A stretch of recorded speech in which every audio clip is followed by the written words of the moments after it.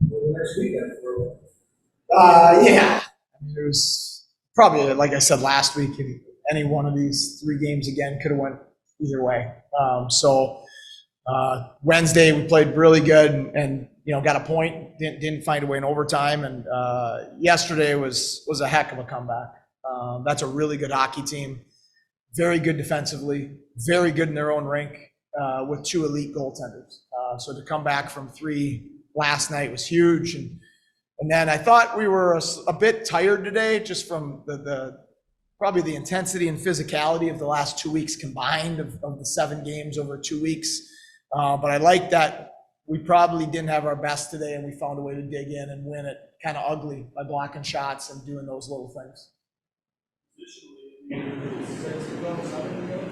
got a nice little, it's a good spot. Yeah. I don't feel good in the North Division. I don't. The North is so good. Laval's out there kicking tail in the Central Division and winning 3 in a row out there. So I know it's going to be tooth and nail to the end, but I'm not worried about it. We just worry about what we control, and we control how we prepare, and we're going to try to focus on having good days of practice next week leading into Wednesday. Five battle, and now at worst in time for second. So yeah. I mean, we're still one good. As I said last week, we're good. You're a good week away. The standings are so tight. You're a good week away from being near second or in second, and you're a bad week away from being out of the playoffs. And that doesn't change. So enjoy this. Great.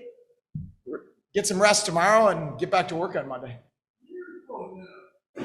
On clinching, your magic number's down to like maybe 5, and it might be less after it's not zero. Today. It's not zero. So last week, you talked about how much or means to the team, and tonight he gets rewarded not just also as a heck of a fight that certainly livened the crowd and probably the bench. Great fight. He's a tough kid. He's mean. He's physical. He's fast. He's great defensively. As a 19-year-old center in the second best league in the world, and he's out there 5-on-6. He's out there for big penalty kills. He's out there in overtime for penalty kills. That's just so rare at center for that age. And as much, accolades as Roseanne and Kulik are getting for their offensive play and how good they're playing because they're growing their games, Kozak is doing a great job at the age he is with defensive responsibilities, because those are hard things to do. And I trust him implicitly in all of those defensive situations, and his offensive game just keeps growing. He's making more and more plays every month, and we're just so excited to have a competitor of his nature in our organization.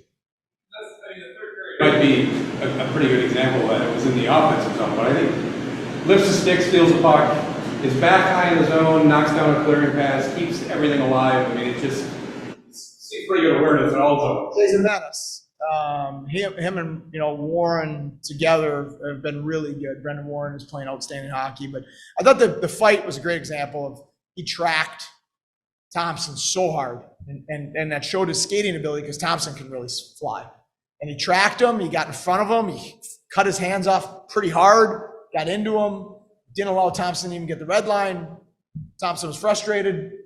Challenges him, and then obviously Cozy showed that he knows how to handle himself once that happens. So, and the goal is where he's going to score a lot of goals, going to hard areas. And that was a big goal, because I thought, we had a good start, and all of a sudden now you're down 2-1 late in the first, and for them to respond the next shift with a really, really good goal at the blue paint, I thought was a pivotal point in the game. Breakaway for his Cubs goal as well. We lost the draw. What a block shot. Again, Kisa just turned 20 years old. He's an offensive player. He's only 157 pounds. And he's really skilled and smart. I thought he had a very good game today with the puck. I thought he made a lot of plays. And there's nothing worse to do in hockey than take a hard hit to make a play and block a shot. Those are the two hardest things to do. Nobody wants to block a shot. Nature of the game, where it was, other guys are blocking shots. That's a great sign that he's all in. He's a team first guy. He's going to do whatever it takes. And it was great to see him get rewarded with a goal because of the block shot. That you rely on veteran guys, especially this time of year. Can you speak specifically about Malone?